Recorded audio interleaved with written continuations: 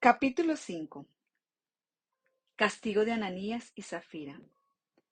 Pero cierto hombre llamado Ananías, con Zafira su mujer, vendió una propiedad y se quedó con parte del precio, sabiéndolo también su mujer, y trayendo la otra parte, la puso a los pies de los apóstoles. Mas Pedro dijo: Ananías, ¿por qué ha llenado Satanás tu corazón para mentir al Espíritu Santo y quedarte con parte del precio del terreno? Mientras estaba sin venderse, ¿no te pertenecía? Y después de vendida, ¿no estaba bajo tu poder? ¿Por qué concebiste este asunto en tu corazón? No has mentido a los hombres, sino a Dios. Al oír Ananías estas palabras, cayó y expiró. Y vino un gran temor sobre todos los que lo supieron. Y los jóvenes se levantaron y lo cubrieron, y sacándolo, le dieron sepultura. Después de un lapso como de 3 horas entró su mujer, no sabiendo lo que había sucedido. Y Pedro le preguntó: Dime, ¿vendiste el terreno en tanto? Y ella dijo: Sí, ese fue el precio. Entonces Pedro le dijo: ¿Por qué os pusisteis de acuerdo para poner a prueba el Espíritu del Señor? Mira, los pies de los que sepultaron a tu marido están a la puerta y te sacarán a ti también. Al instante ella cayó a los pies de él y expiró. Al entrar los jóvenes la hallaron muerta y la sacaron y le dieron sepultura junto a su marido. Y vino un gran temor sobre toda la iglesia y sobre todos los que supieron estas cosas. Muchas señales y prodigios. Por mano de los apóstoles se realizaban muchas señales y prodigios entre el pueblo, y estaban todos unánimes en el pórtico de Salomón. Pero ninguno de los demás se atrevía a juntarse con ellos. Sin embargo, el pueblo los tenía en gran estima. Y más creyentes en el Señor, multitud de hombres y de mujeres se añadían constantemente al número de ellos, a tal punto que aún sacaban los enfermos a las calles y los tendían en lechos y camillas, para que al pasar Pedro, siquiera su sombra cayera sobre alguno de ellos. También la gente de las ciudades en los alrededores de Jerusalén acudía trayendo enfermos y atormentados por espíritus inmundos, y todos eran sanados. En la cárcel y libres otra vez. Pero levantándose el sumo sacerdote y todos los que estaban con él, es decir, la secta de los saduceos, se llenaron de celo y echaron mano a los apóstoles y los pusieron en una cárcel pública. Pero un ángel del Señor durante la noche abrió las puertas de la cárcel y sacándolos dijo: Id y puestos de pie en el templo, hablad al pueblo todo el mensaje de esta vida. Habiendo oído esto, entraron al amanecer en el templo y enseñaban. Cuando llegaron el sumo sacerdote y los que estaban con él, convocaron al concilio, es decir, a todo el senado de los hijos de Israel, y enviaron órdenes a la cárcel para que los trajeran.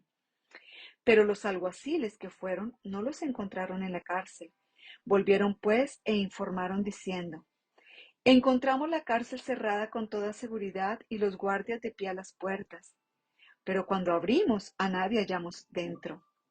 Cuando oyeron estas palabras, el capitán de la guardia del templo y los principales sacerdotes se quedaron muy perplejos a causa de ellos, pensando en qué terminaría aquello. Pero alguien se presentó y les informó: Mirad, los hombres que pusisteis en la cárcel están en el templo enseñando al pueblo. Entonces el capitán fue con los alguaciles y los trajo sin violencia, porque temían al pueblo, no fuera que los apedrearan. Cuando los trajeron, los pusieron ante el concilio, y el sumo sacerdote los interrogó diciendo: Os dimos órdenes estrictas de no continuar enseñando en este nombre, y he aquí, habéis llenado a Jerusalén con vuestras enseñanzas, y queréis traer sobre nosotros la sangre de este hombre. Mas respondiendo Pedro y los apóstoles dijeron: Debemos obedecer a Dios antes que a los hombres. El Dios de nuestros padres resucitó a Jesús, a quien vosotros habíais matado colgándole en una cruz. A este Dios exaltó a su diestra como príncipe y salvador, para dar arrepentimiento a Israel y perdón de pecados. Y nosotros somos testigos de estas cosas, y también el Espíritu Santo, el cual Dios ha dado a los que le obedecen. El consejo de Gamaliel. Cuando ellos oyeron esto, se sintieron profundamente ofendidos y querían matarlos. Pero cierto fariseo llamado Gamaliel, maestro de la ley, respetado por todo el pueblo, se levantó en el concilio y ordenó que sacaran fuera a los hombres por un momento y les dijo: Varones de Israel, tened cuidado de lo que vais a hacer con estos hombres, porque hace algún tiempo Teudas se levantó pretendiendo ser alguien, y un grupo como de 400 hombres se unió a él, y fue muerto, y todos los que lo seguían fueron dispersos y reducidos a nada. Después de él se levantó Judas de Galilea en los días del censo, y llevó mucha gente tras sí. Él también pereció, y todos los que lo seguían se dispersaron.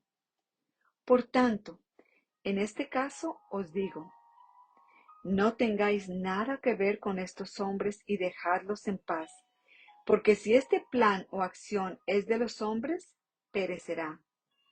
Pero si es de Dios, no podréis destruirlos, no sea que os halléis luchando contra Dios.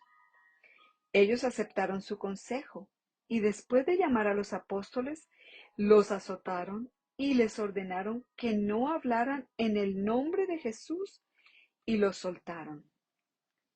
Ellos, pues, salieron de la presencia del concilio, regocijándose de que hubieran sido tenidos por dignos de padecer afrenta por su nombre. Y todos los días en el templo y de casa en casa no cesaban de enseñar y predicar a Jesús como el Cristo. Capítulo 6.